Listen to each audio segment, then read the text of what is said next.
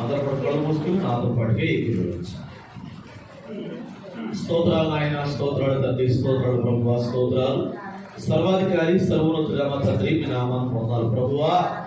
మా ప్రార్థన ఆలకించండి, అంగీకరించండి. వాక్యం నీది, నిలబడినటువంటి నేను నీ యొక్క సేవకుడును. నా మాటలు అయ్యా నీ మాటలై ఉండడానికి సహాయం చేయి. నా బుర్రలో అనేకమైన ఆలోచనలు ఉన్నాయి, అనేకమైన కంగారులు ఉన్నాయి. ఇవన్నీ వాక్యంలోకి రాకూడదు నాయన. నీ ఆత్మాభిషేకం మాత్రమే నాలో నుండి మాట్లాడాలి. అలాగే కృపనివ్వండి. వాక్యం బిడ్డలు అర్థం చేసుకుని అలాగే జీవించినటువంటి కృపను మీరు అనుగ్రహించండి.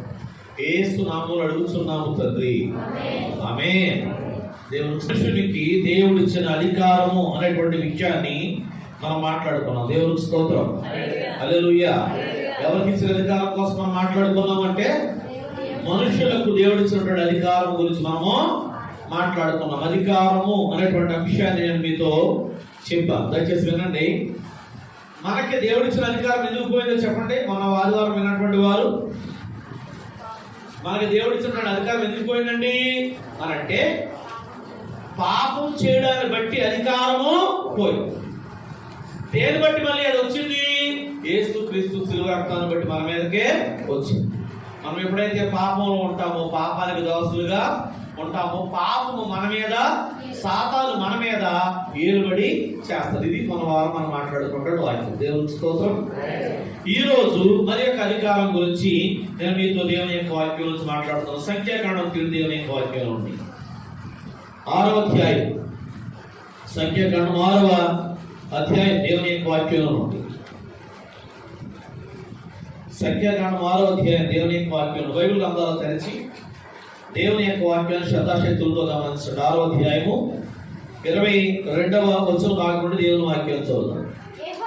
యెహోవా మోషేకు ఇలాగు సెలవిచ్చెను, నీవు అహరోనుతోను అతని కుమారులతోను ఇలాగ చెప్పు.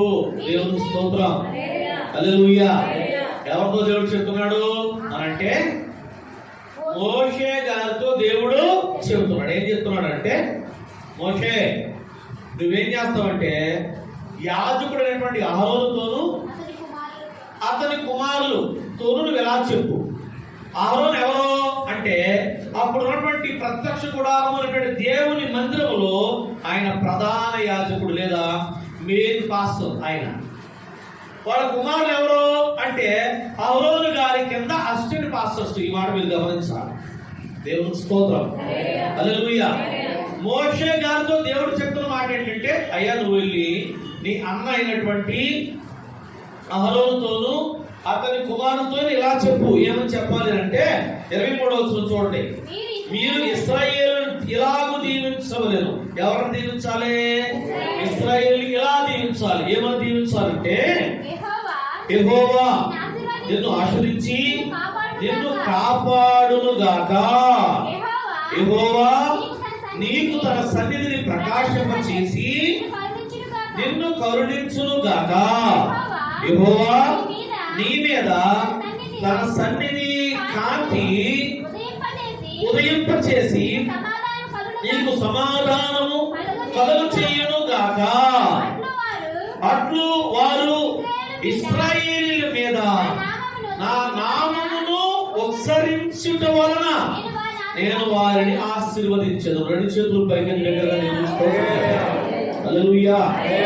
ప్రార్థన కూర్చున్నటువంటి ఇశ్రాయేలీయుల్ని అహరోను గారు కుమారులైనటువంటి యాజకులందరూ ఎవరు ప్రార్థన చేయాలంటండి? వారు చేయి చాచి వారి మీద చేయి చాచి ఎలా ప్రార్థన చేయాలంట? ఎవరు ప్రార్థన చేయాలి? యెహోవా నిన్ను ఆశీర్వదించును కాపాడును గాక. యెహోవా నీకు తన సన్నిధి కాంతిని ప్రకాశింప చేయును గాక. మీకు సమాధానము కలుగును గాక. పాస్టర్ గారులారా, మీరు ప్రార్థన చేస్తేనే విశ్వాసుల మీద నా దీవెన మీ ద్వారా వారి మీదకి దిగి వస్తుంది. ఇది గుర్తుపెట్టుకుని మీరు ఏం చేయండి, మీరు వారిని ఆశీర్వదించండి. దేవునికి స్తోత్రం చెప్తారు. హల్లెలూయా. 4వ వారం మనం మాట్లాడుకున్న మాట ఏంటంటే, దేవుడు మనుషులందరికి ఇచ్చిన అధికారం కోసం మాట్లాడుకున్నాం. ఈ రోజు సేవకుడికి దేవుడు ఉంటాడు అధికారం కోసం మనం మాట్లాడుకున్నాం. దేవునికి స్తోత్రం, హల్లెలూయా. వచ్చే వారం దేవుని కృప అయితే మీకు నాకు ఆయుష్ నుంచి దేవుడు ఇలా నిలబెడితే వచ్చే వారం సంఘానికి ఉన్నటువంటి అధికారం ఏంటో మనం మాట్లాడుకుందాం. దేవునికి స్తోత్రం. హల్లెలూయా. ఏమంటాడు దేవుడు అని అంటే, ఇశ్రాయేలీయులైనటువంటి ప్రజలతో ప్రభువు చెప్తున్నటువంటి మాట ఏంటంటే, అయ్యా మీ మీదకి దీవెన రావాలి అంటే మీరు చేయాల్సిన పని ఏంటంటే, మీ సేవకులు చేయి చాచి మీకు ప్రార్థన చేస్తే వారి ద్వారా నా దీవెన మీ మీదకి వస్తుంది. దేవునికి స్తోత్రం. హల్లెలూయా. ఈ అధికారం ఇచ్చింది ఎవరో? మాట్లాడండి. ఈ అధికారం ఇచ్చింది ఎవరో? ఈ అధికారాన్ని దేవుడే తన సేవకులైనటువంటి వారికి ఈ అధికారాన్ని ఇచ్చాడు. దేవుని యొక్క నామానికి మహిమ కలుగును గాక. ఆమె దేవునికి స్తోత్రం. కొత్త నిబంధన గ్రంథంలోకి రండి. మత్తయి సువార్త 10వ అధ్యాయం దేవుని యొక్క వాక్యంలో నుండి. మత్తయి సువార్త 10వ అధ్యాయం దేవుని యొక్క వాక్యంలో నుండి 10వ వచనం భాగం నుండి దేవుని యొక్క వాక్యాన్ని చదువుదాం. పనివాడు లేదా 5వ వచనం మీరు చూస్తూ ఉంటే, దేవుని యొక్క వాక్యం నుండి 5వ వచనం చూస్తూ ఉంటే, అంటే ఎక్కువ చదవాలరా, నేను చెప్పేస్తాను మీరు రండి, నేను చెప్పేస్తాను తల్లి మీరు రండి అమ్మా. యేసు ప్రభు 12 శిష్యులు పిలిచి ఏమన్నాడంటే, నశించుతున్న గొర్రెల దగ్గరైనటువంటి వారి దగ్గరికి మీరు వెళ్ళి వాళ్ళ కోసం మీరు ప్రార్థన చేయండి. ఎలా ప్రార్థన చేయండి అంటే, 8 రోజులు అన్నాడు, రోగులు స్వస్థపరచండి, సరిపోయిన వారిని లేపండి, కుష్ఠరోగులు ఉన్నటువంటి వారిని స్వస్థత పరచండి. మీరు వారికి ఎలా ప్రార్థన చేయండి? మీరు ఎలా ప్రార్థన చేయండి చెప్పండి. అక్కడ రాస్తుంది కదా, ఉచితముగా పొందితిరి, ఉచితముగానే మీరు వారికి ప్రార్థన చేయండి. అలా అన్నట్టు ఎలా ప్రార్థన చేయాలి? డబ్బులు కానుక తీసుకోవాలా వద్దా? మాట్లాడడం అక్కడ ఏం రాస్తుంది లేదా? ఆ మాట చదువుతాం చూడండి, చివరి మాట చూడండి. ఉచితముగా పొందితిరి, 8వ వచనము చివరి లైన్, ఉచితముగా పొందితిరి, ఉచితముగా మీరు అంటే పాస్టర్ ఏమన్నాడు? విశ్వాసులు కానుక అడగమన్నాడు, అడగొద్దు అన్నాడా? అడగొద్దు అన్నాడు. అమ్మా మీరు ఎంత ప్యాకేజ్ ఇవ్వండి, నెలకి ఎంత ఖచ్చితంగా ఇవ్వండి, ఈ ప్యాకేజీలు ఏమి మాట్లాడమని దేవుని యొక్క సేవకుడు దేవుడు అలా చెబుతూ మళ్ళీ ఏమన్నాడు ఆయన క్లియర్ గా మీరు గమనించాలి, చూడాలి, వాక్యాన్ని బాగా అర్థం చేసుకోవాలి దయచేసి. ఏం చేయండి మీరు అంటే, మీ సంచుల్లో బంగారం, నేను చదివేస్తాను, బంగారం కానీ వెండి కానీ రాగి కానీ, ప్రయాణం కోసం జాలె అంటే డబ్బులు వేసుకునే సంచి, జాలె కానీ, 2 జతల బట్టలు కానీ, చెప్పులు కానీ, చేతి కర్ర కానీ, ఇవేమి మీరు ఎంత పట్టుకుని వెళ్ళకండి. ఎలా వెళ్ళిపోండి అంటే, ఉన్న బట్టలతో ఎలా అయితే ఉన్నారో ఆ బట్టలతో మీరు వారి దగ్గరికి ప్రార్థనకి మీరు వెళ్ళండి. దేవునికి స్తోత్రం. హల్లెలూయా. ఏం పట్టుకెళ్ళొద్దు? మాట్లాడండి. ఏం పట్టుకెళ్ళొద్దు? బంగారం పట్టుకెళ్ళొద్దు, వెండి పట్టుకెళ్ళొద్దు, డబ్బులు వేసుకున్నటువంటి జాలి సంచి పట్టుకెళ్ళొద్దు, 2వ జత బట్టలు పట్టుకెళ్ళొద్దు, కాళ్ళకి చెప్పులు పట్టుకెళ్ళొద్దు, చేతి కర్ర పట్టుకెళ్ళొద్దు. ఎందుకు పట్టుకెళ్ళొద్దు అంటే, బంగారం మీరు వారు మీకు ఇస్తారు. అమ్మా రికార్డ్ అవుతున్నాయి. వెండి వారు మీకు ఇస్తారు.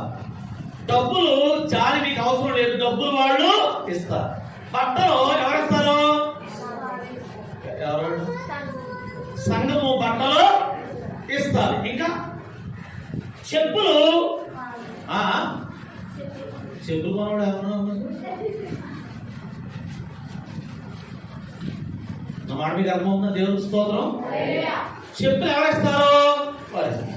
చేతి కర్ర, మరి ముసలి వయసు రాడు కదా, చేతి కర్ర అంటే, చేతి కర్ర అంటే అర్థం ఏంటంటే, నీకు ఆసరాగా వాళ్ళు ఉంటారు, ఏ నింద పడకుండా సంఘం నిన్ను కాపాడి చూసుకుంటారే అని అర్థం. దేవునికి స్తోత్రం అని చెబుతూ కిందకు వచ్చేసరికి ఏమన్నాడంటే, అందరూ చూడండి దేవుని వాక్యంలో, బైబిల్ అలా ఉందో లేదు చూడమ్మా, నేను చెప్పే మాట అంటే కదా అలా ఉందో లేదు చూడండి. మీరు 10వ వచనం చూడండి. పనివాడు ఆహారములకు పాత్రుడు కాడా.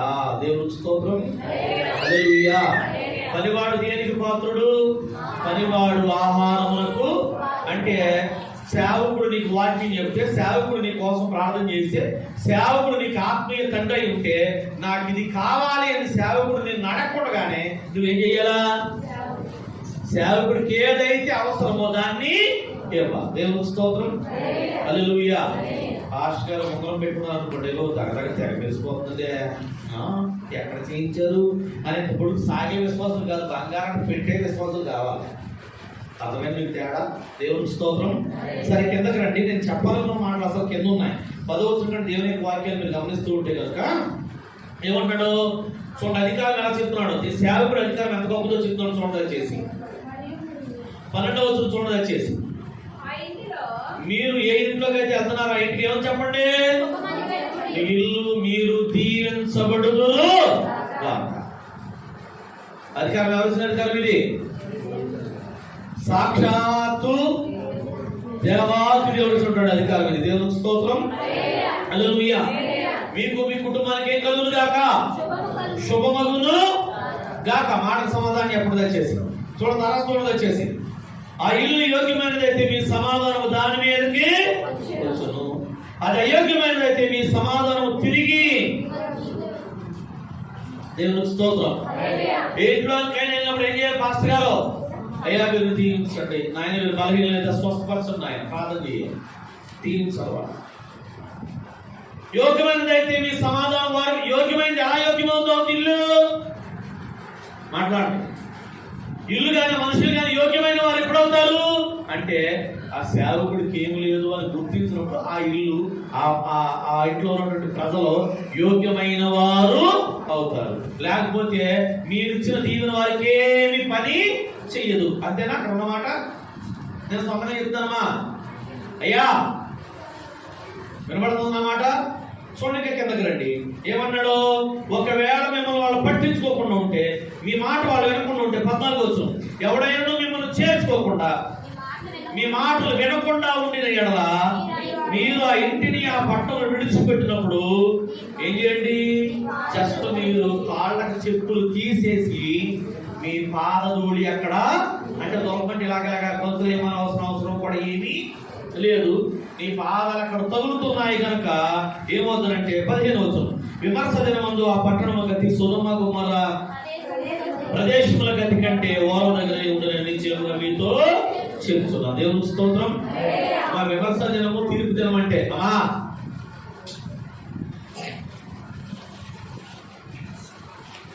విమర్శ దినము తీర్పు దినం అంటే ఎప్పుడు? రెండవ రాకడలో ఆయన ఎదుట మనం నిలువబడినప్పుడు అది తీర్పు దినము. తప్పనిసరిగా మనం మాట్లాడిన ప్రతి మాటకే మధ్యలో దేవుడు ఏం చేశాడు అంటే సేవకుడికి చెప్పండి, సేవకుడికి అధికారాన్ని ఇచ్చాడు. అని చదువుకునే దేవుని స్తోత్రం చెప్పండి. హల్లెలూయా. ఏ అధికారము? ఒక మనిషిని స్వస్థపరిచే అధికారం, ఒక కుటుంబాన్ని దీవించే అధికారం, ఒక కుటుంబం జీవనకు కారణమయ్యే అధికారము ఎవరిచ్చారు అంటే దేవుడే పాస్టర్ గారికి అధికారాన్ని ఇచ్చాడు. నేను ఒకసారి ఈ విషయం కొరకు ఒక పాస్టర్ గారికి తిట్టాను కూడా, ఊరికే చెప్పలేదని చెప్తే మీకు అర్థం మన పట్టణంలో లేదు. చెందిన మస్తుకి వాళ్ళ విశ్వాసులు ఆ పాస్టర్ గారి గంట బట్టలు కొనలేదంట. ఏం కొనలేదంట? బట్టలు కొనలేదంట. అయితే ఇంటికాడ ఎలా ఉంటాడో టీషర్ట్ వేసుకుని లింగి కట్టుకుని ఉంటాడు. ఇంట్లో ఎలా ఉంటాడు ఎవరైనా సరే, మీరు కూడా ఎలా ఉంటారు ఇంటి దగ్గర? నైటీ ఒకటి వేసుకుని ఇంట్లో పని చేసుకునే వాళ్ళు ఎలా ఉంటారు? అలాగే కదా ఉంటారు. అయితే జనవరి 1వ తారీఖు పగల ప్రార్థనకి ఆయన టీషర్ట్ ఒకటి వేసుకుని ఇంటి దగ్గర టీషర్ట్, ఇంటికాడ ఎలా ఉంటాడు? ఆ టీషర్ట్ ఇంటికాడ ఉంటుంది కదా లింగి, ఆ లింగి వేసుకుని వచ్చి చర్చిలో కూర్చున్నాడు. విశ్వాసంతో వచ్చారు. అయితే ఎందుకంటే బట్టలు నాకు 10,000 బట్టలు వేసుకుంటాకే అని ఆ యారంతా మై కూర్చుకుని విశ్వాసం ఏమన్నా తెలుసండి, నాకు మీరు ఈ సంవత్సరం బట్టలు కొనలేదు, మీరు అందరూ షాప్కి వస్తారు. నాకు ఈ సంవత్సరం మీరు బట్టలు కొనలేదు, మీకు సరైన దీవెన. సేవకుడు అభిషేకం నందినవాడు ఎప్పుడు కూడా నోరు తెరిచి ఎవరనే శపించకూడదు. దేవునికి స్తోత్రం. మాట్లాడడం మిమ్మల్ని వినండి, మీకు అర్థమయ్యేలా చెప్తున్నాను. ఇలా చెప్తే మీకు బాగుంటుందో మీకు చెప్తున్నాను వినండి. నా గర్భాన్ని పుట్టినటువంటి పిల్లలు నాకు 2 పిల్లలు ఇచ్చాడు దేవుడు. నా పిల్లలు నేను ఏం చేయాలి? దీవించాలా శపించాలా? కొడుదరికి వెళ్ళమన్నాను, మా పిల్లల్ని వెళ్ళలేదు. ఇంకో ఎక్కమంటే నువ్వు ఎప్పుడు నాశనం అయిపోతారు ఇచ్చి ఇలాంటి ఊడిపోతే నాకు రైతులు ఊడిపోతే అంటే ఏంటో తెలుసా? రాలిపోవడం అంటే ఏంటో తెలుసా? నీ బిడ్డ నేను నువ్వేం కోరుకున్నావంటే సావాలని. నీ నోట్లో దీవెన బిడ్డల మీద పనిచేస్తా. అలాగే సేవకుడు యొక్క మాట దీవెన పిల్లల మీద పనిచేస్తుంది. మీ ఆత్మీయ పిల్లలు మీరు అందరూ చిన్నోళ్ళు పెద్దోళ్ళు అయినట్ట నా పిల్లలు మీరు ఎలా ఉండాలని కోరుకోను నేను? బాబా నా బిడ్డలందరూ మంచిలు కట్టేసుకోవాలి. ఆదివారం పెద్ద పెద్ద మొక్కలు కూరండేసుకెళ్తారు. నిజమే నాగప్ప, నిజంగా చెప్తున్నారు యథార్థంగా. బలిపేడ మీద నిలబడి మీరు అందరూ సంపాదించుకోవాలని మీ ఇళ్ళు మీరు మీ పిల్లలు బాగుంటారని ప్రార్థన చేస్తారు. కారణం ఏంటంటే మీరు బాగుంటే నేను బాగుంటాను. దేవుని స్తోత్రం. విశ్వాసులు బాగుంటే ఎవరు బాగుంటారు? సేవకుడు విశ్వాసుల మంచి కొరకు, విశ్వాసుల బాగు కొరకు, విశ్వాసుల దీవెన కొరకు ప్రార్థన చేసేవాడయి ఉంటాడు. దేవుని స్తోత్రం. విశ్వాసులు వారు దీవించబడినటువంటి ప్రతి దాంట్లో తన ఆత్మీయ తండ్రిని జ్ఞాపకం చేసుకుని గుర్తు చేసుకునేవాడయి ఉంటాడు. దేవుని స్తోత్రం. సేవకుడికి సంఘానికి ఈ వెసులుబాటు, ఈ స్థితిని ఎవరు పెట్టారంటే సాక్షాత్తు దేవాటి దేవుడే దీన్ని పెట్టాడు. దేవుని యొక్క నామానికి మహిమ కలుగును గాక. ఆమె దేవుని స్తోత్రం. హల్లెలూయా. ఏమిచ్చాడు దేవుడు సేవకుడికి అంటే? సేవకుడికి దీవించే అధికారము, సేవకుడికి స్వస్థపరిచే అధికారము, సేవకుడికి శపించే అధికారము కూడా దేవుడు ఇచ్చాడు. దేవుని యొక్క నామానికి మహిమ కలుగును గాక. త్వరగా కొన్ని మాట మనం చూద్దారండి, త్వరగా రండి. దేవుని యొక్క వాక్యంలో లేవియాకాండం 9:23 లేవియాకాండం 9:23 అమ్మా త్వరగా చదువు. 9:23 తల్లి. ఎవరు చదువుతారు? చదవనమ్మా. మోషే అహరోనులను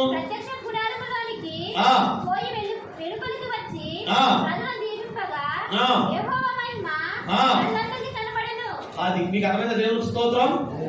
మందిరం ముందుకు వచ్చి అహరోను గారు ప్రవక్త లేదా నాయకుడు మోషే గారు ప్రజలందరినీ దీవించగా ఏం జరిగిందండి?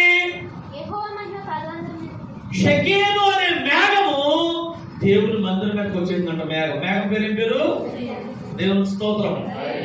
మేఘం వచ్చి మేఘంలోని స్వరం ప్రజలకు కనబడుతుంది. వాళ్ళ ప్రార్థన చేసిన తర్వాతే ఆ మేఘం వచ్చింది. ప్రార్థన చేయకపోతే మేఘం రాలేదు. ఈ మాట నాకు చాలా ఇష్టమైనటువంటి మాట. దేవుని స్తోత్రం. హల్లెలూయా. చక్కని దేవుని యొక్క సేవకుడు కర్మెన్స్ గారు అనేటువంటి ఒక ఆయన మేఘమా మహిమ మేఘమా ఈ దినమున త్వరగా దిగిరా మేఘమా అని ఒక పాట పాడాడు. బాగుందో పాట. దేవుని స్తోత్రం. ఆకాశం తెరవాలి, ప్రభు మాట్లాడాలి, ప్రియ కుమారుడని పిలువబడాలి, ప్రియ కుమారుడని పిలువబడాలి. మేఘమా మహిమా మేఘమా ఈ దినమున దిగిరా మేఘమా. ఎంత బాగుంటుందో పాట. దేవుని స్తోత్రం. అహరోను మోషే ప్రార్థన చేసిన తర్వాత ఆయన సన్నిధి కాంతి చూడడానికి ఆయన మేఘము దేవుని మందిరం మీద దిగి వచ్చింది. దేవుని స్తోత్రం.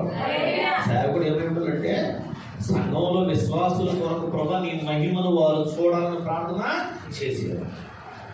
విశ్వాసులు కూడా మహిమను ఎక్కడో చూస్తారు చేశాడు. కొత్త నిబంధనలో ఆరాధనలో దేవుని మహిమను చూస్తాం. ఆరాధనలో లేకపోవాలి.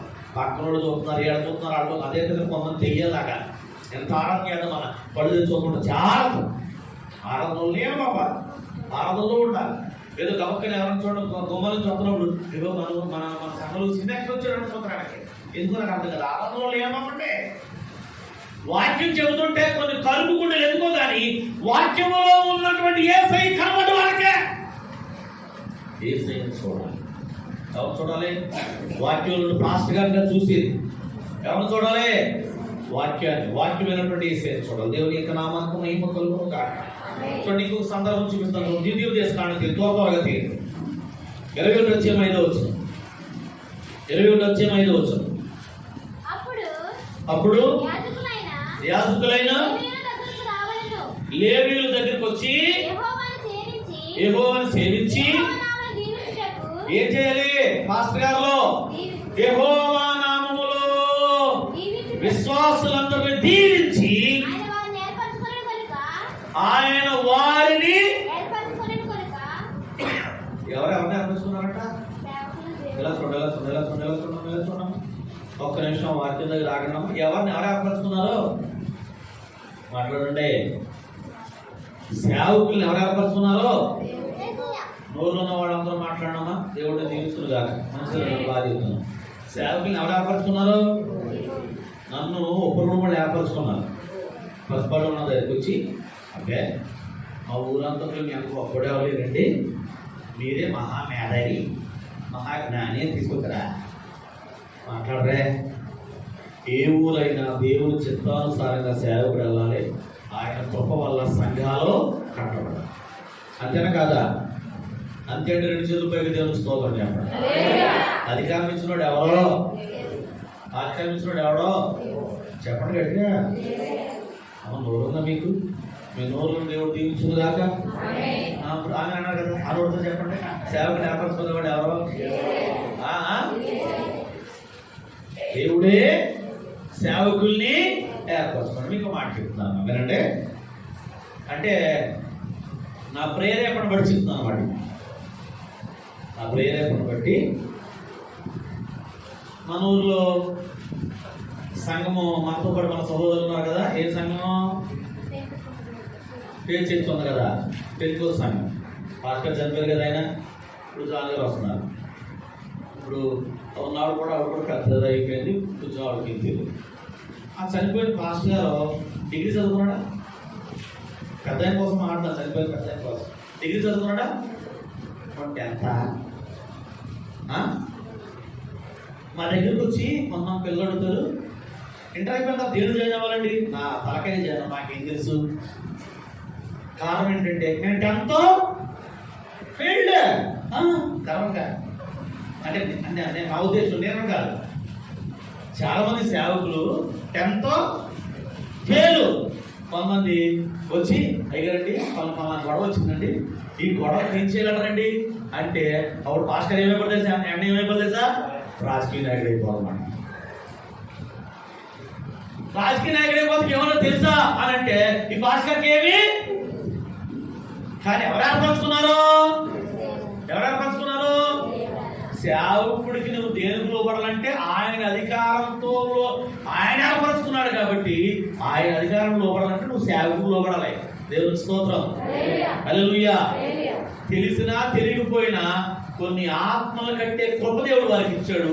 కొంతమంది కోసం ప్రార్థన చేసే కృప సేవకుడు దేవుడు ఇచ్చాడు. దేవుని యొక్క నామానికి మహిమ కలుగును గాక. అవునా కదా? నేను మన ఊళ్ళోను ఒక కార్యక్రమానికి వచ్చాను. అక్కడ ఏ వంట ఉండే అన్నారు గబగబా. ఆ కార్యక్రమం నిమిత్తం అనేసరికి ఓ విశ్వాసం అన్నాడు, రే అయ్యగారు వచ్చారా, కూర్చోని అన్నాడు ఒకడు.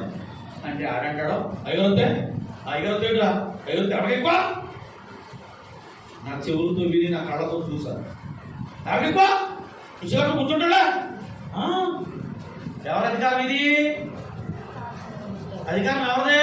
కొంతమంది అందరూ కొంతమంది అంటకండి అంటారు, క్లియర్గా, చాలా క్లియర్గా అంటారు. మన ఊళ్ళో అదేమన్నా తెలియదు కానీ దేవుని సేవకుడు అంటే దేవుని సేవకుడు అంటే గురువులో వీళ్ళు అందరికీ సేవకుడు అనుకుంటారు. కార్యక్రమం 10 అనుకోండి, అయితే మీరు 8 వచ్చేసి మా దగ్గర కూర్చోండి, మేము స్నానం చేసి మీ ఎదురుగా బయటలు వేసుకుంటూ తిరుగుతాం, చుట్టూ దూకుంటే తిరుగుతాం. ఆ మాట మీద వినపడుతుందా? దేవుని స్తోత్రం. నిన్న పొద్దున కార్యక్రమం జరిగింది ఇక్కడ. నేను మనమ్మడింటికి రావడానికి ముందు ఒక అమ్మాయి వెళ్ళిపోతుంటే 10 నా కార్యక్రమం ఉందమ్మా, మీరు ఏడానికి వెళ్తారు? అయ్యారు మేము వెళ్ళి 11 అవుతుంది, అప్పుడు దాకా ఉండలేదమ్మా. మీరు చదువుకోండి.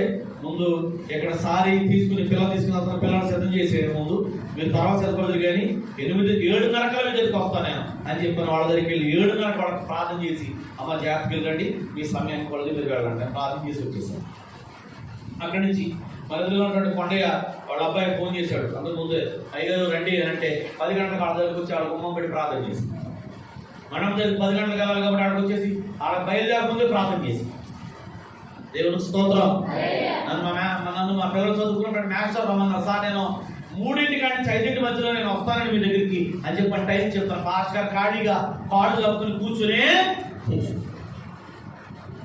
ఈ వారం అంతా దేవుని మహాకృపను బట్టి రోజుకి 3 కార్యక్రమాలు చేశాను.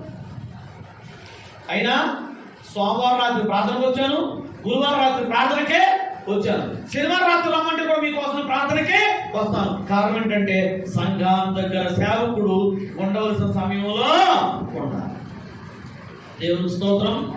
మేము జ్ఞానులమో బట్టి కాదు, మేము తెలివైన వాళ్ళమని కాదు, ఎవరి అధికారానికి లోబడాలంటే సేవకుడి కింద మాటలు వింటున్నావంటే దేవుని అధికారానికి నీవు లోబడుతున్నట్లు లెక్క. దేవునికి స్తోత్రం. హల్లెలూయా, హల్లెలూయా. వారంలో చిక్కలపాలెం అనే ఊర్లో, మన దగ్గర ఎవరైనా పొందడం లేదు అది వెళ్దాం. చిక్కలపాలెం అనే ఊర్లో పెళ్లి చేశాం. చిక్కలపాలెం అనే ఊర్లో పెళ్లి చేశాం.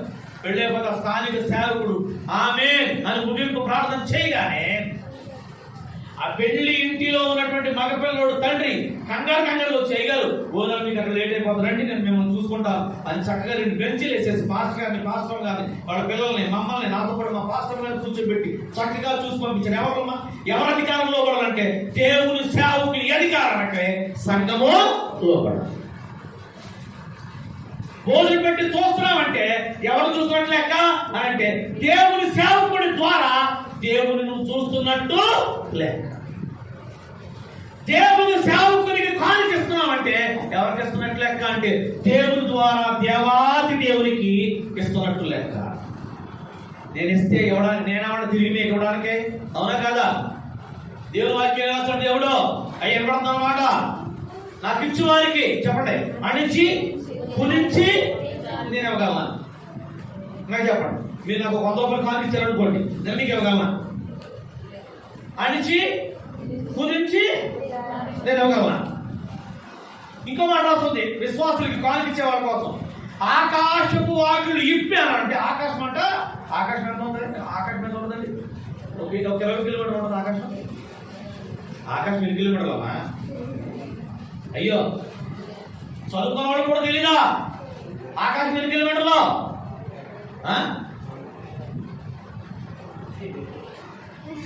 ఆకాశం 20 కిలోమీటర్లమ్మా. తెలుసా తెలీదా? తెలియదు. మంచిది, దేవుడు మిమ్మల్ని దీవించుగా. నాకు కూడా తెలియదు, దేవుడు నాకు కూడా దీవించింది. భూమి ఎంత ఉందో ఆకాశం అంత. ఆకాశం తెరవబడడం అంటే అది గబక్కలు విడిపోయి నీ మీద దీవెన రావడం నువ్వు పోగేసుకోగలవా? మాట్లాడరే, పోగేసుకోలేదు కదా. ఆకాశపు వాకిళ్ళిప్పి నేను దీవిస్తానన్నాడు దేవుడు. ఎవరికే అంటే నాకు కానుకిచ్చేటువంటి వారికి. ఎవరి మాటకు లోబడినట్టు? ఆయన అధికారానికి లోబడినట్టు. మొన్న 4 రోజుల కింద నాకు ఒకరు కానుకెళ్తారు, అమ్మా ఇలాగమ్మా 100 రూపాయలు కట్టడం అతని దగ్గర, నాకు కానుకెళ్తాను అయితే రాగండి అని ఇలా చూడండి. ఈ కట్టంతా ఇలా పట్టుకుని, కట్ట ఇలా పట్టుకుని 100 రూపాయలు కట్ట తీసి జేబులో నుంచి ఇలా పట్టుకుని నల్లగా 4 రూపాయలు క్యాంటీన్ తిరిగేస్తాను. ముర్రకి వెళ్తున్నామన్నమాట. నాకు బాధ కలిగి పాస్టర్ మంది వచ్చాయమ్మా, పుట్టినరోజులు మనకి ఎందుకు అలా సంత అని బడి తీసేసాను. కాబట్టి అక్కడ చెల్లిపోయామనుకోండి, మళ్ళీ 50 సీరియస్ మళ్ళీ తిరిగి పాస్టర్ అయితే అలా చెల్లించా. పాస్టర్ గారు ఎలా ఉండాలో చెప్పేస్తారు కొంతమంది విశ్వాసులు, కానీ వాళ్ళు ఎలా ఉండాలో మాత్రం వాళ్ళు ఉండరు. తెలుసా మీకు ఈ విషయం? ఎక్కడ ఉండాలి బాగా చెప్పండి. పురుడండి పాస్టర్ గారు అంటే నువ్వు మీ జీవితాంతో నువ్వు మాకు బానిసవి ఏమనుకున్నావు? సరే కాదు. దేవుని సేవకుడు నేను దిద్దేవాడై ఉండాలి. దేవుని సేవకుడు గడ్డించేవాడై ఉండాలి. ఏమైనా బుద్ధి లేదు నీకు అని అంటే ఇవ్వ తిట్టారని లోబడాల మాటకే. లోబడితే తీసుకోవాలి, పిల్లలు మారుతాము. పాస్టర్ అలాంటి పాస్టర్ మాట్లాడితే నువ్వు చెప్పు, నీకు భయం తెలుసు. బాప్తిజం తీసుకుంటా వస్తున్నాండి. బాప్తిజం ఇచ్చి యోహాను గారు ఏమన్నాడు? అమ్మ మంచి విశ్వాసి రెండమ్మ తల్లే పల్లెకొన్నాడా సర్ప సంతానమా రాబోతుల నుండి మిమ్మల్ని తప్పించడానికి ఎవరున్నారో సరిగా ప్రవర్తించండి. గొడ్డలి చెట్టు వేరున పెట్టబడి ఉంది. సరిగా మీరు ప్రవర్తించకపోతే నరికి నేను తీసుకెళ్ళి దేవుడు అగ్నిలో.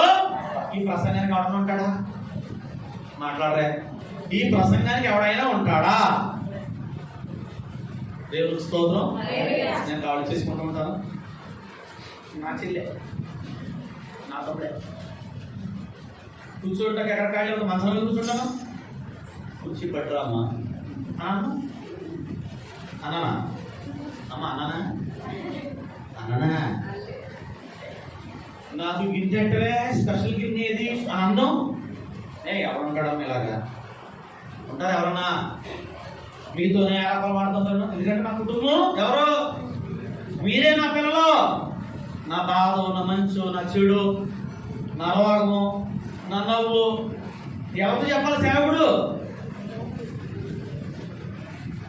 దేవునికి స్తోత్రం. అయితే ఇంకా మంచిది.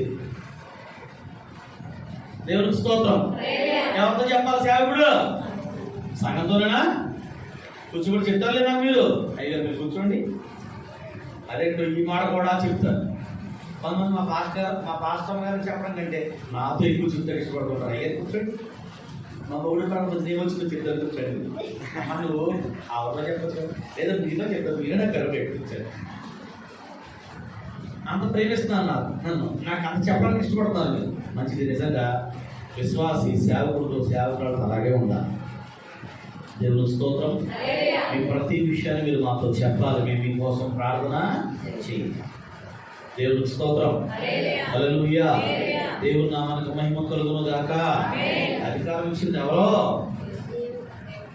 ఉన్న ఆ పెద్దవాడు కానీ, లేకపోతే ఆయన జాన్ బాబు గారు కానీ, లేదా నేను కానీ, ఎవరైనా సేవకులు ఉన్నటువంటిది కొంతమంది విశ్వాసాలు ఇవ్వడం అంటే, ఒక చర్చ ఇవ్వడం అంటే అది దేవుని అధికారం బట్టి రావాలి తప్ప నా జ్ఞానం బట్టో మా ఆలోచన బట్టో వచ్చేది. కొంతమంది వచ్చారు వాళ్ళు సిఐడి ఆఫీసులో మాట్లాడారు. కొత్తరా సంఘం చిన్నగా ఉన్నప్పుడు ఎవడుంటాడు? పెద్దగా మాత్రం సిఐడి ఆఫీసులో పాస్టర్ ఇలా మాట్లాడవచ్చా, ఇలా కూర్చోవచ్చా, ఇలా అలా నీకు లేదు ఏంటో బాధ. ఈ బాధ ఎవరు ఉండాలి? మాట్లాడి. బాధ ఎవరు ఉండాలి? ఏర్పరచుకున్నవాడు ఆయన. తేడా వస్తే పోటీకి ఇచ్చేవాడు కూడా ఎవరో ఆయన. అవునా కాదా? దేవుని స్తోత్రం. హల్లెలూయా. హల్లెలూయా. దేవుని నామానికి మహిమ కలుగును గాక. యా ప్రశ్న గడిగా చదివేటట్టుంది. హల్లెలూయా వస్తలేదు ఎక్కడి నుంచి. వాక్యం కూడా ఎలా ఉండాలి తెలుసామా? వాక్యం కూడా ఎలా ఉండాలి?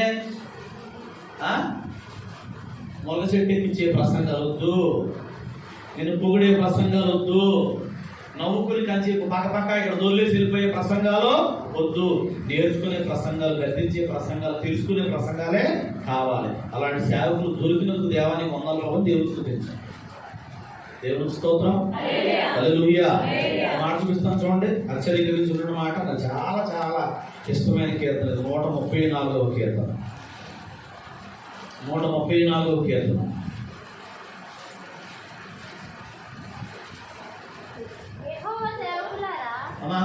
అందరు తీయండి. పాస్టర్ గారు చూడండి ఎంత చక్కగా ఉందో. నాకు ఈ పద్ధతి బాగా నచ్చింది, నాకు ఇష్టం. నేను చేసే పని కూడా ఇది. నేను చాలా అంటే నేను అయితే చెప్పుకోను, కానీ దేవునికి మాకు తెలుసు ఈ సంగతి. అందరు తీయండి. 134వ కీర్తన చూడండి. చక్కగా చూడండి. యెహోవా సేవకులారా, యెహోవా మందిరములో ఏ పాస్టర్ పనండి? యెహోవా మందిరములో రాత్రంతా నిలిచి ఉండువారులారా, వీరందరూ యెహోవాను సన్నుతించి దగ్గరకు వచ్చి ఆయన మీరు స్తుతించండి. ఎలా స్తుతించండి? పరిశుద్ధ స్థలం వైపు మీ చేతులెత్తి యెహోవాను సన్నుతించండి. దేవుని స్తోత్రం. హల్లెలూయా. సేవకుడు ఏం చేయాలి? సంఘం కోసం రాత్రంతా ప్రార్థన చేయాలి. నేను చెప్తాను, ఈ మాట మీరు నమ్మినా నమ్మకపోయిన దేవుడి స్తోత్రం బలిపడి మీద కూడా మాట్లాడతాను. దైవ గ్రంథాన్ని పట్టుకుని మీ అందరి కొరకు నేను ప్రార్థన చేస్తాను. ప్రార్థన కూడా ఎలా చేద్దాం తెలుసా అమ్మా? పేరు చెప్పులు ప్రార్థన చేస్తాను. ఎలా ప్రార్థన చేస్తాను?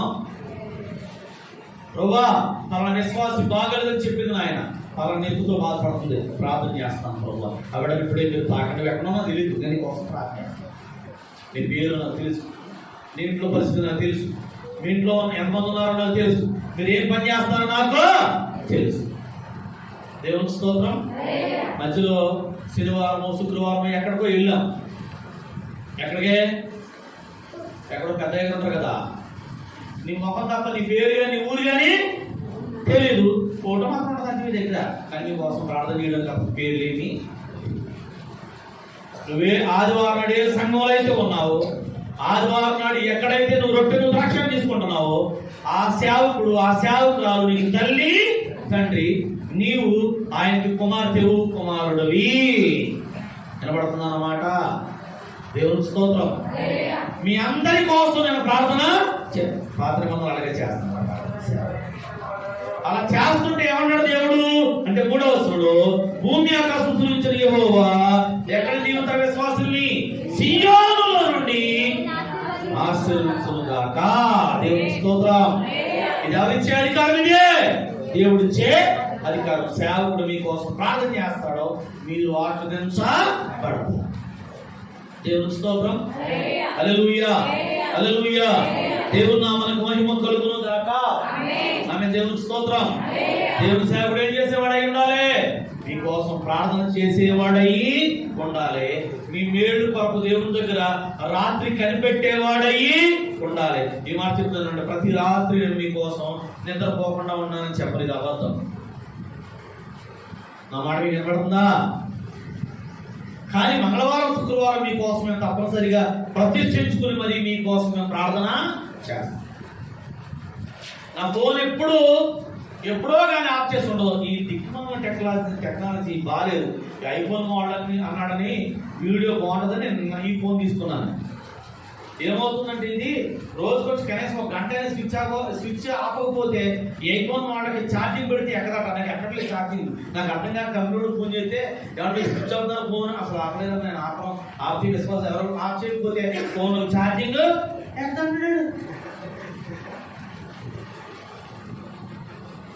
ఏదో చెప్పేది చెప్తున్నారు వింటున్నాను వాక్యం మాట్లాడుకున్నాం ఫోన్లో వింటున్నాం 47 నిమిషాలకే దానికి అదే ఫోన్ కట్ అయిపోయింది. నేను తర్వాత ఏంటి కట్ చేసావు అని నేను నా సహోదరుని ప్రార్థనలో అడుగుతుంటే, నేను ఎక్కడ కట్ చేశాను, నేను కట్ చేయలేదు, మీరు చెప్పే వాక్యం వింటున్నాను. నేను కంప్యూటర్ అడిగిన నా మాట కూడా తప్పుడు కట్ అయిపోయింది 47 నిమిషాలు కరెక్ట్గా అంటే, లేదంటే మీకు కాల్ టైం 47 నిమిషాలే, అంతకు మించి మాత్రం మాట్లాడతాను. వీళ్ళు ఇదేమన్నా దిక్కుమల టెక్నాలజీ నాయన అనుకున్నమాట. దేవుని స్తోత్రం. నేను ఎప్పుడు రాత్రి కూడా ఫోను ఆఫ్ చేయను. కారణం ఏంటంటే, ఎవరు చేస్తారు ఫోను తెలీదు, ఎవరు చేస్తారు. అయ్యగారు వాళ్ళంటే మీరు రావాల్సిందే కదా. అయ్యగారు మీరు లేచి కొంచెం మోకాడు అంటే తప్పనిసరిగా ప్రార్థన, ఎంత నలిగిపోయి ఉన్నా తప్పనిసరిగా ఫోను ఎత్తాను. చెప్పడం మీరు ఎవరు చెప్తారా? నేను ఫోన్ చేస్తే మీరు ఎత్తలేదేమో కానీ నేను ఎత్తాను. అవునా కదా? మీరు ఎత్తరేమో, నేను ఎత్తాను ఖచ్చితంగా. కారణం ఏంటంటే నా పనిది. మీకు అర్థమంతా చెప్పే మాట. దేవునికి స్తోత్రం. దేవుడు నాకు ఇచ్చిన అధికారానికి నేను ఏమవ్వాలంటే, నేను దేవుడు ఇచ్చిన అధికారాన్ని నేను సరిగా సద్వినియోగం చేసుకుంటానికి ఇష్టపడుతున్నాను. దేవుని యొక్క నామానికి మహిమ కలుగును గాక. ఆమె దేవునికి స్తోత్రం. సేవకుడు మీ కోసం ప్రార్థన చెయ్యాలి. మీరు సేవకుని మాట ఖచ్చితంగా వినాలి. దేవునికి స్తోత్రం. హల్లెలూయా. దేవుని నామానికి మహిమ కలుగును గాక. ముగిస్తున్నాను మన మాట వెళ్ళాలండి. పాపాల కోసం చెప్పట్లేదు. మీరందరూ శక్తి పడాలని నేను కోరుకోవట్లేదు. చక్కగా మీరందరూ నిండు సమృద్ధితో దీవించబడదు కాక అదని కోరుకున్నాను. ఇలాంటి ఎలా జరుగుద్ది, ఎలా జరుగుద్ది, ఇలా చేస్తే ఎలా జరుగుద్ది, ఇవన్నీ వద్దు. చాలా ఉన్నాయి కానీ అవన్నీ వద్దు. కానీ చెప్పేటువంటి విషయం ఏంటంటే, దయచేసి సేవకుని యొక్క అధికారానికి సంఘం ఏమవ్వాలి? సేవకుని అధికారానికి సంఘం ఏమవ్వాలి అని అంటే, తప్పనిసరిగా ఆయన చెప్పిన మాట ప్రకారంగానే సంఘము. ఒక మాట చెప్తాను చివరిగా నా మాట వినండి. సేవకుడు ఆత్మ సంబంధమైన సేవకుడై ఉండాలి. సంఘము ఖచ్చితముగా సేవకుడు మాట వినేదయ్యి. దేవునికి స్తోత్రం. హల్లెలూయా. ఇదివరకు చెప్పాను మీకు ఈ మాట, మళ్ళీ చెప్తున్నాను ఒకసారి వినండి. ఓ పాస్టర్ గారు అడిగిన, మీ విశ్వాసం ఎంతమంది అండి? 273 మంది అని ఏదో ఒక అంకి చెప్పాడు ఆయన. 345 చెప్పాడు. ఆధారం అందరూ వస్తారండి అని అంటే, ఎవరైనా ఒక విశ్వాసి మానేస్తే నాకు ఫోన్ చేసి, అయ్యగారు మీరు మానమంటే మానతాను, మీరు వెళ్ళమంటే వెళ్తానని అది పర్మిషన్ తీసుకున్న తర్వాతే విశ్వాసి ప్రార్థనకు రావడం మానేస్తారని చెప్పాడు ఆ సేవకుడు. ఎంతో దమ్ముండాలండి అలా చెప్పాలంటే. మనవాడు చాలా మంది ప్రార్థన నీళ్లు తాగదండి. ఏం రాలేదు, ఈ అసలు తొందరగా అవ్వలేదండి. దేవుని అధికారాన్ని మీరు ఎవరో సోమవారం రాత్రి ప్రార్థన ఉందండి అంటే మర్చిపోయి ఇంట్లో పడుకున్నావా? సేవకుడు అధికారం లోపడతలేదు నువ్వు. లక్ష్మణరాత్రి ప్రార్థన ఉందంటే రాకున్నావా? సేవకుడు అధికారం నువ్వు లోపడతలేదు నువ్వు. గుర్తెట్టుకోండి మాట మీద బాగా. దేవునికి స్తోత్రం, హల్లెలూయా. ఇంకో మాట చెప్తాను మామేనంటే, కానుక ఇచ్చేటప్పుడు కూడా అయ్యగారు 10,000 కానుకండి, 9,000 చర్చకండి, 1,000 రూపాయలు మాత్రమే మీకండి. మీరేం చేయాలండి? కొంతమంది కానుక డైరెక్ట్ గా ఏం చేస్తారంటే ఏదన్నా వస్తువు అలా ఉండిపోవాలండి చర్చలో. మా పేరు ఏముండిపోవాలి? ఒక ఫ్యాను, ఇంకోటో అమ్మా ఉండిపోవాలి. మరి పాస్టర్ ఏం చేయాలి? గాలి పోచి, గాలి తాగాలి, గాలి బట్టలు కొట్టాలి, అవునా కదా? సంఘానికి ఇది ఎంత ప్రాముఖ్యమో నీ కోసం ప్రార్థన చేసి సేవకుడు ఇవ్వకపోతే అంత శాపం ఇది కూడా పెట్టుకుంటే దేవుని స్తోత్రం. చెప్తలేదు, ఇప్పుడు చెప్తలేదు. అమ్మ కానుక ఎలాగా మీ కానుక అని అడుగుతాం అనుకోండి, ఎలాగా మీ కానుక చర్చకండి. ఆ పేర మీద పెద్ద వస్తువు ఒకటి జీవితం మిగిలిపోవాలండి. ఎక్కడ ఉంటుందో వస్తువు, నువ్వు ఇక్కడే ఉంటావు. మరి పాస్టర్ ఏం చేస్తాడన్నా?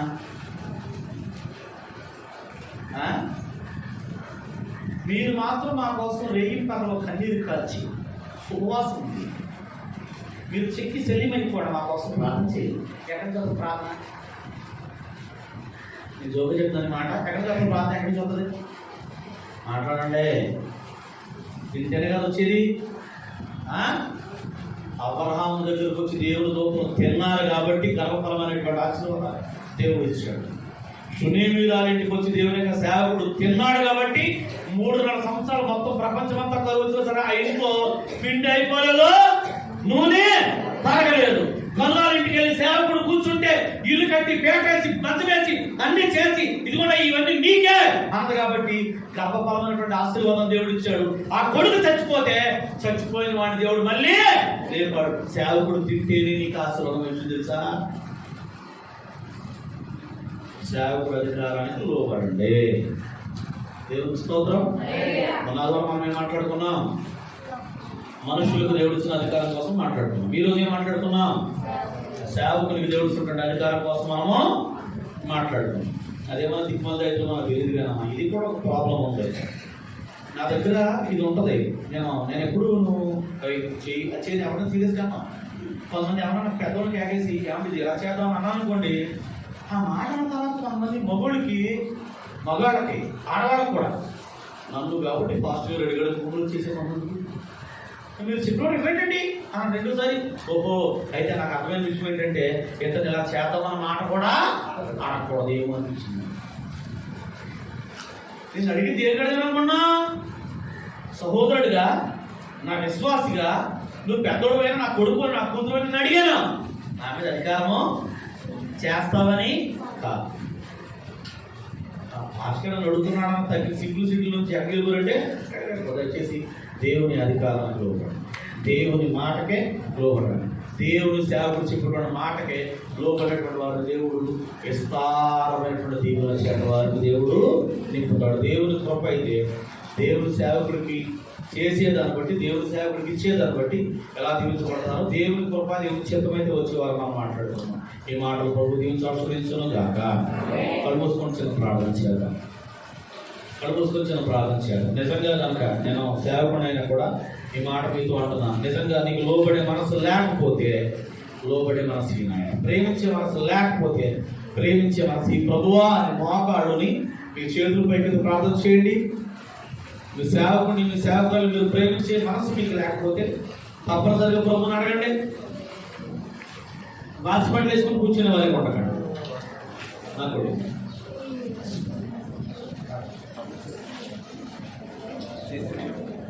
స్తోత్రం ఆయన, స్తోత్రాలు ప్రతి, స్తోత్రాలు ప్రభు, స్తోత్రాలు ప్రతి, స్తోత్రాలు. చెప్పడం మాట చెప్పడం ప్రభు, మా సేవకుని మేము ప్రేమించాలి ఆయన. నేను పెళ్లిళ్ళు చేస్తున్నా, ఇల్లు కడుతున్నా, మా పిల్లలు పెద్దోళ్ళు అవుతున్నా, మంచి శుభకార్యాలు ప్రతి శ్రమలు ఆ సేవకుని మేము జ్ఞాపకం చేసుకునే వారిగా సహాయం చేయాలి. అయ్యా నీకే వందనాలు, వందనాలు, వందనాలు, వందనాలు, వందనాలు. అయ్యా నీకే స్తోత్రం ప్రభు. మా భాష స్తోత్రాలు నాయన, స్తోత్రాలు ప్రభు, స్తోత్రాలు తండ్రి, స్తోత్రాలు ప్రభు, స్తోత్రాలు. సర్వాధికారి సర్వోన్నతుల మా తండ్రి మీ నామాన్ని పొందాలి ప్రభు. మా ప్రార్థన ఆలకించండి. వాక్యము నీతి నిలబడినటువంటి ప్రభు, నేను నీ మాటలు చెప్పని అనుకుంటున్నాను ప్రభు. విశ్వాసం కూడా తండ్రి ఆ మాటను అర్థం చేసుకుని అలా ఉన్నటువంటి వారిగా మీరు సహాయం చేయండి. మా ప్రార్థన ఆలకించండి, అంగీకరించండి. మమ్మల్ని మేము పూర్తిగా పెంచుకుంటూ నువ్వు తోడేయడమని సేవకుని మాటకు లోబడే మనసు, సేవకుని ప్రేమించే మనసు ఇక్కడందరికీ మీరు అనుభవించి తోడు నడిపిస్తూ వచ్చేస్తాము. యేసు నామములో అడిగి వేడుకొనుచున్నాము తండ్రి, ఆమేన్. వందనమ్మ ప్రభువును దీవించుకుందాం.